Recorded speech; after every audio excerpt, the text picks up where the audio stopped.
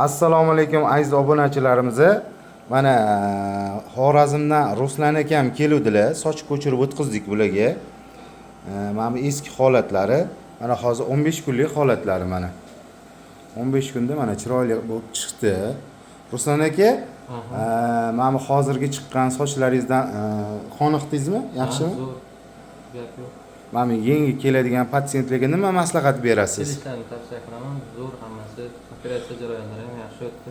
Og'riqlar bo'ldimi operatsiya jarayonlarida? Yo'q, hech qanaqa og'riq Og'riq, achishlar bo'lmadi. yo'q.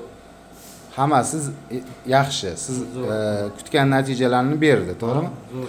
Xudo xolasa Ruslan aka mana shu holatda bu 15 kunlik holati bu hammasi sinib to'kilib ketadi birinchi etapi, ikkinchi etapi 3-oydan boshlab yangi tolalar chiqazadi. Bu umringiz oxirigacha turadi.